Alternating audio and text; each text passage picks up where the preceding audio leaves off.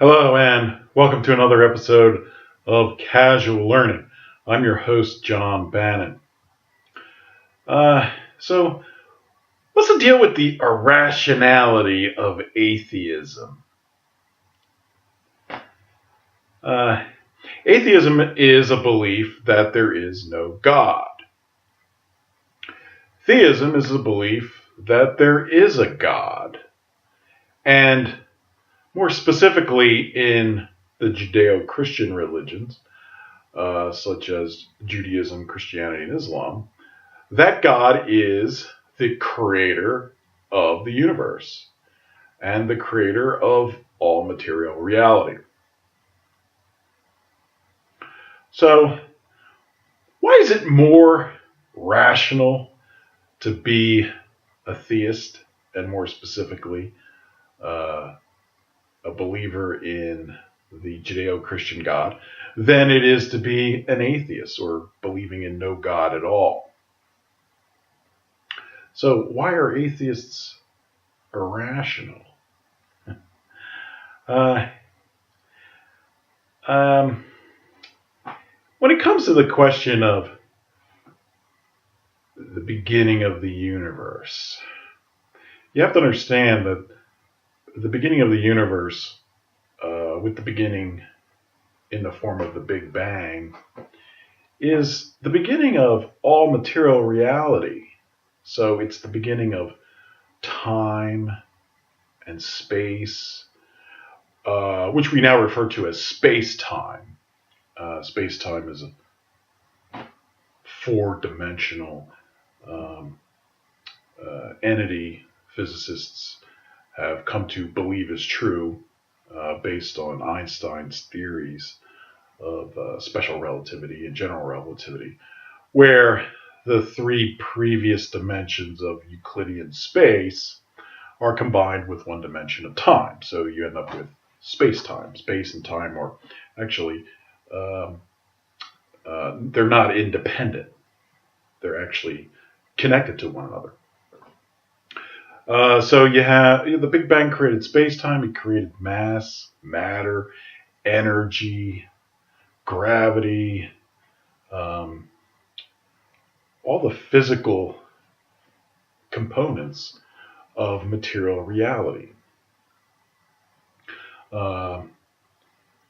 Those amoral materials that are used to create the universe.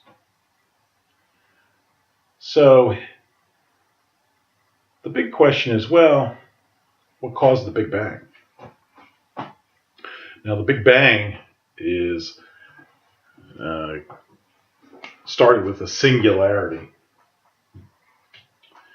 which is defined as an infinitely dense point of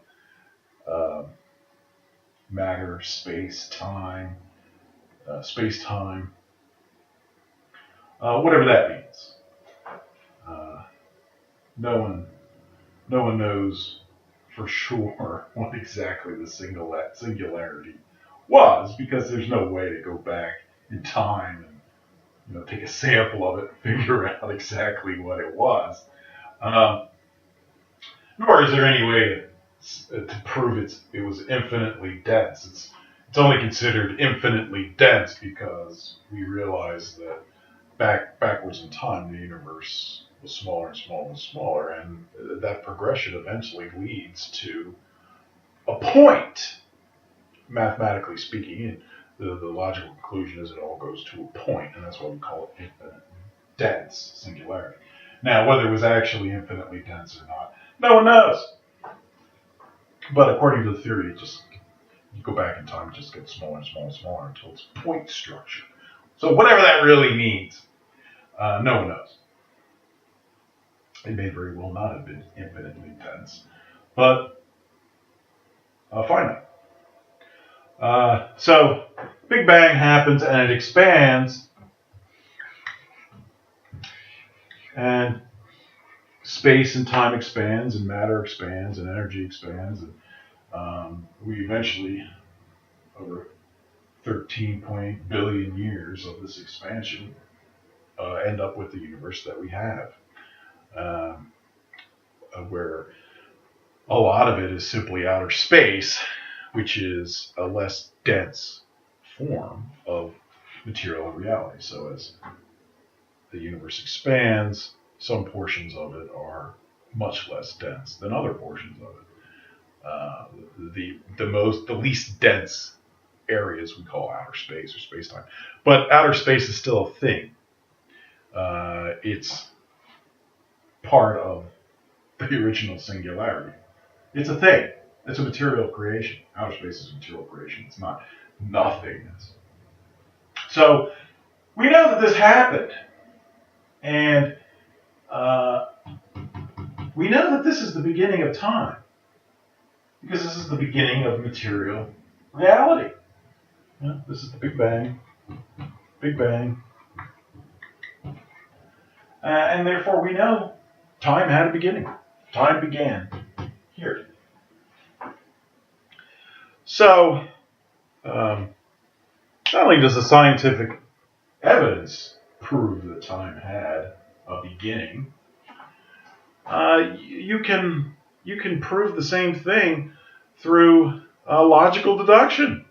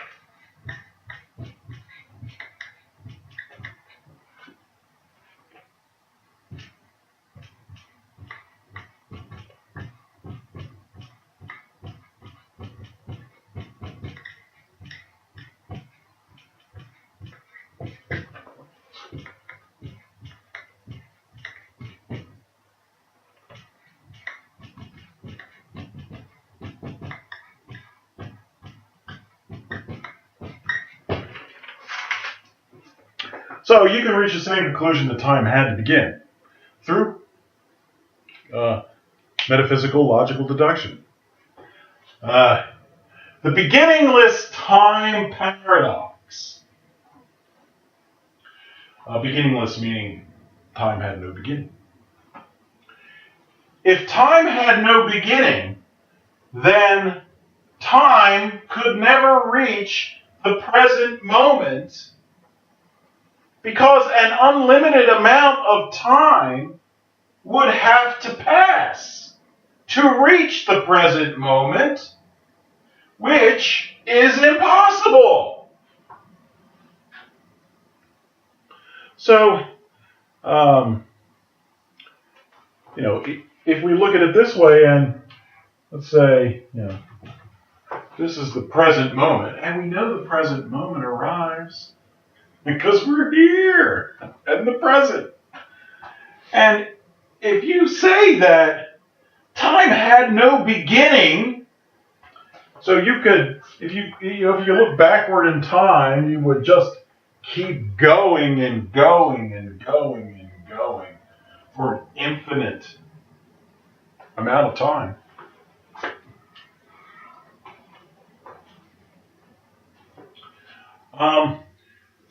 You'd never be able to reach the present moment.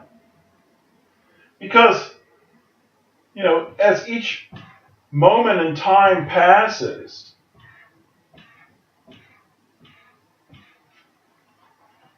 if the amount of past time has no limit, it's unlimited, it's infinite in scope and unlimited, there will always be a prior time to the present time that hasn't been traversed, that you haven't gotten through yet, or that reality hasn't gotten through yet, in order to reach the present moment.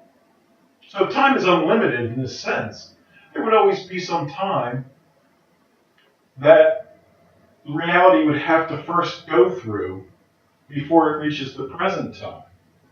Which means you can never reach the present time. The present time would always be just out of reach. Therefore, you can never reach the present moment. And this sort of situation is impossible. It's impossible, logically impossible. It would be like you bought a ticket to go on the infinite merry-go-round, and you're standing in line waiting for the merry-go-round to stop spinning so that you can give the operator your ticket so you can hop on and catch the next ride. But the problem is this infinite merry-go-round never stops spinning because the ride was unlimited in time. There was no time limit. So the people who are on that merry-go-round have an unlimited amount of time to continue on that ride. And it just keeps going. And it goes forever, because that's what infinity is. And it never stops for you to get on, because the time on the merry-go-round for the prior riders never expires. It's unlimited. So you bought a bad ticket. You're never going to get on. You're never going to get on the ride. Because it's an unlimited merry-go-round. So this is the beginningless time paradox. So what this is saying is this sort of unlimited amount of prior time is impossible. It can't happen, because otherwise the present moment would never arrive. So, logically speaking, the solution to this is time must begin. There must be a beginning of time in order for the present moment to arrive. There had to be a beginning for the present moment to arrive. So time has to begin.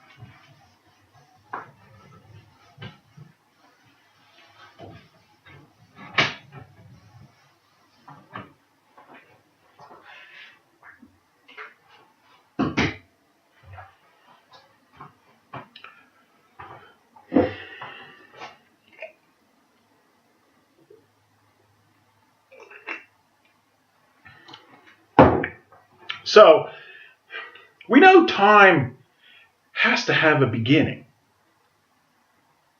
Logically, the beginningless time paradox can only be solved if time has a beginning.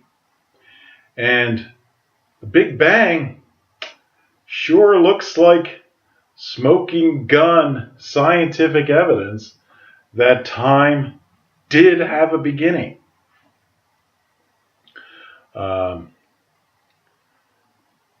So, once you consider the fact that time had a beginning, you can ask the question, well, what caused time to begin? And you could have a different view depending on whether you're an atheist or a theist.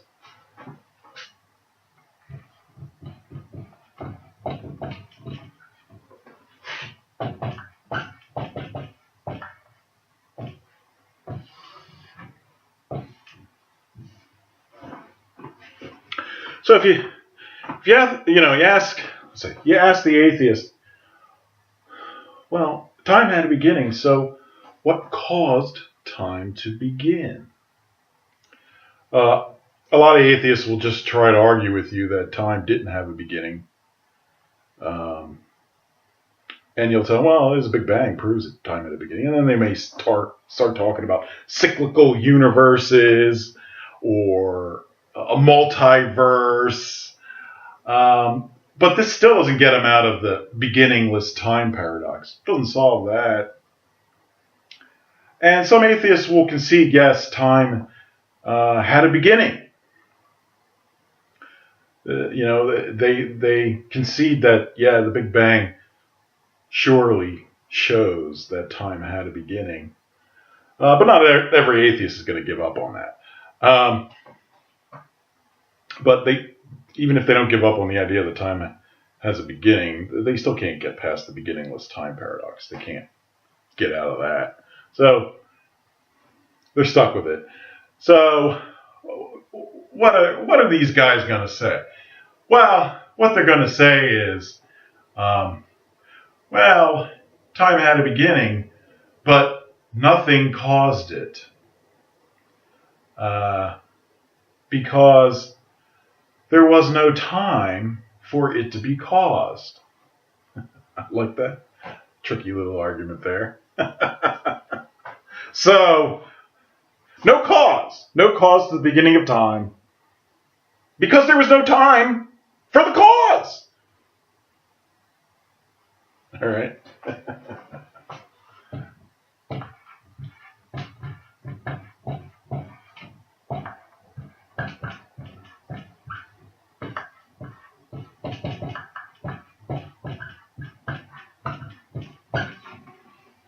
So in other words, causes require time. And if you're talking about the beginning of time, before time began, there was no time. Therefore, there couldn't be a cause, because time requires cause. That makes some logical sense, true. But what are you really left with if you accept that idea? Well, what you're left with is the notion of nothingness and then the beginning of time and material reality. So what this argument really is saying is that nothing caused the universe to begin.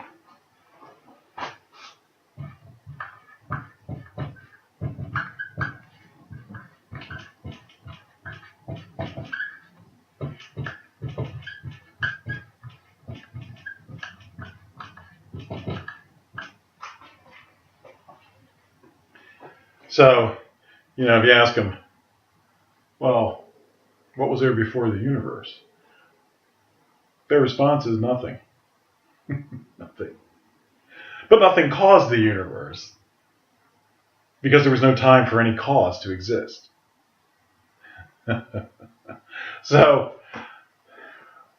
once you get past the silliness of that kind of argument, you realize what they're really talking about is that nothing caused the universe. So this idea is violating a basic rule of philosophy and common sense, which is that You can't get something from nothing.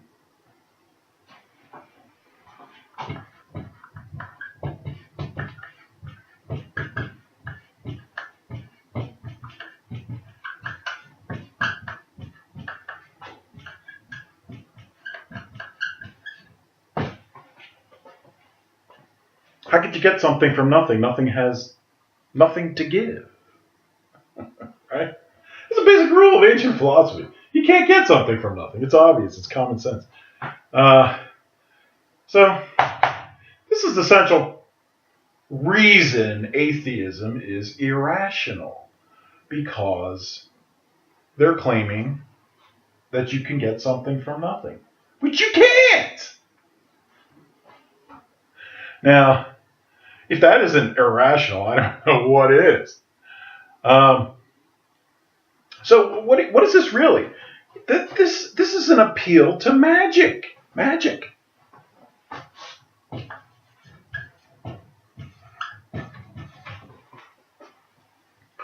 The atheists are essentially saying there was nothing, and poof, then there was something, the universe, which came from nothing. That's magic. You know, the idea of getting something from nothing is the ultimate idea of magic. Magic is one of those topics. It depends. Some things could be the result of something that others might consider magical. But this idea that the atheists have, I mean, this is pure magic. This is something from nothing. That's pure magic. And that's totally irrational. That's sort of magic, something material from nothing at all, no cause at all, is impossible. It's irrational to believe in that. Theism, on the other hand, you ask them, well, what began the universe? What caused the beginning of time? And they'll tell you it was God. God. And I've given you plenty of videos about explaining God and these ideas, so you can look at them. But essentially what this means is God is an uncaused, immaterial, singular being who creates material reality. So here you're talking about something that is uncaused and is immaterial. That means not made of material parts, not made of space-time, energy, mass, matter, gravity, you name it, material things, not made of material things, but not nothingness. So God is also not nothingness. God is real.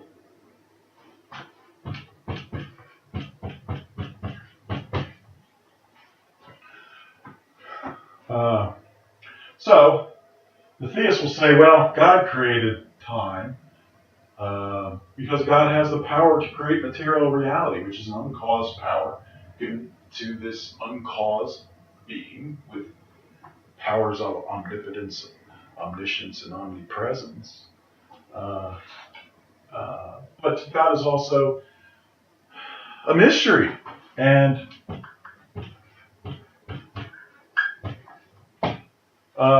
simple. There's no way of figuring out how God does it, because there's nothing material to examine and understand how it works in terms of cause and effect, because God isn't subject to cause and effect. God is not subject to time. If God is creating time, God can't be subject to time, because how could God be subject to the thing He's creating? He can't. So God is timeless, not subject to time. So this is the essential difference between atheism and theism. If you ask them what began time, the atheist is going to say nothing, which is irrational, and an appeal to magic. That sort of magic, not real. As a theist, they'll be like, God, it's an uncaused, immaterial, real being. It's not nothingness. That's absurd to claim it's nothingness, because something can't come from nothing. We know this. It's common sense. It's basic philosophy. So even though you can't see God, because He's immaterial and He's uncaused, which means He's not visible. God is a state of being, not a material being, a state of uncaused being. So even though you can't see God, you can know God is there. You can know He is real. And He must be there in order for the universe to begin, in order for time to begin. And time must begin. And since time has to begin, this makes no sense. This is a terrible explanation. This is the only thing that actually makes sense. So ultimately, the theist is appealing to something that's real for the cause of time and the universe, but mysterious, but something real. The theist is willing to admit, hey, there's something I can't see and will never be able to see, but it's there, because it's got to be there. That's God. So the theist is being reasonable, saying, well, there's something I don't know about. I can't see, I can't experiment on, science can't tell us anything about it because it's immaterial and uncaused, but it's got to be there. And, I don't know everything. And there's the possibility of a reality that I'm not aware of. And it sure looks like God is a reality, even though it's not a material reality. So I'm going to appeal to this unknown material reality, or unknown immaterial reality, because it's got to be there, because this doesn't make any sense. So the theist is rational.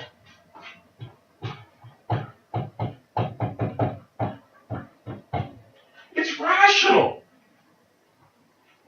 to believe there's a God to explain the beginning of time in the universe.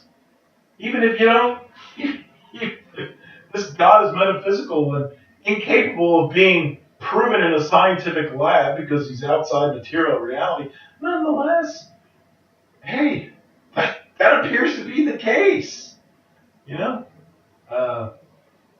Science has limits. Can't test for God. It doesn't mean God isn't there. It just means science has limits. That's very rational. It's rational to believe that. This is irrational.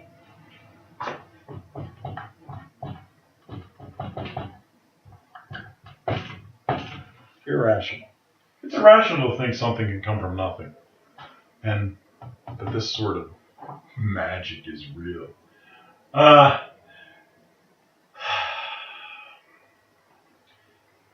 The atheists are irrational.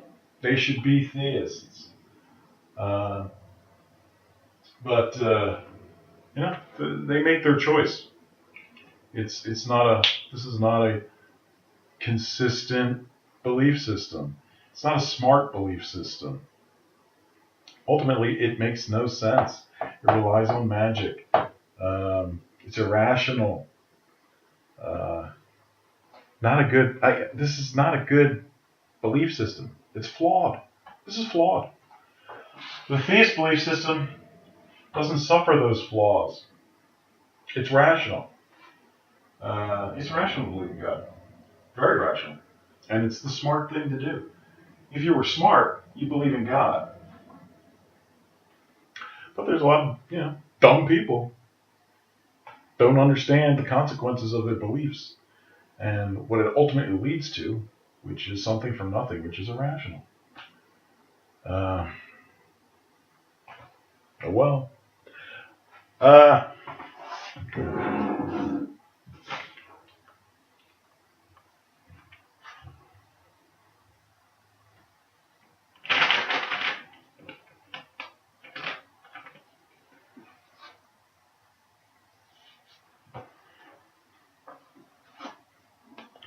So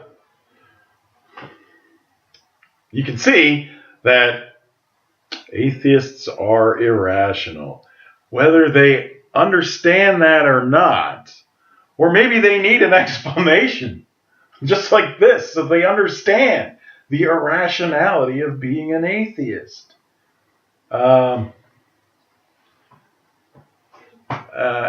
you don't want to be in this group because it's dumb. It's just dumb. Much smarter to be here. Much, much smarter. For the reasons I gave you.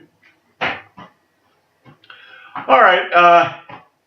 If you have any questions or comments, please leave them below. Maybe I'll address them in a future video or in the comment section below. And please press the subscribe button. I appreciate it. And, frankly, every atheist really ought to change their mind and become a theist for the reasons I just gave. So, hopefully, if any atheists are watching this, they'll understand that there are problems, big problems in their belief system, and they'll change their mind. You just have to accept better ideas, and the theists they have the better ideas, and they always will have the better ideas. Science can't help you on this one. The beginning of time, what caused the beginning of time, that's outside the realm of science. Science studies material reality. The problem of what begins time is something that's outside of material reality. You're talking about something that begins material reality. That's outside material reality. That's not within the realm of science. Science will never be able to tell you anything about that. Because science can only experiment on the material, not that which is outside material reality, whatever it is. Can't. There's no way to do it. So theism will always be the better argument. Because time has to have a beginning. Because of the beginningless time paradox. Logically, it's got to begin. And science can't address the question of what begins time. That's a metaphysical question, and that's answered by God. So, if you're an atheist, you can wait till you're 100 years old and all the advances of science you could ever imagine. It's never going to change the fact that time had a beginning, and science can't answer the question, what began time? So theism will always be the better argument, much more logical and rational than atheism. Atheism will always be an irrational argument.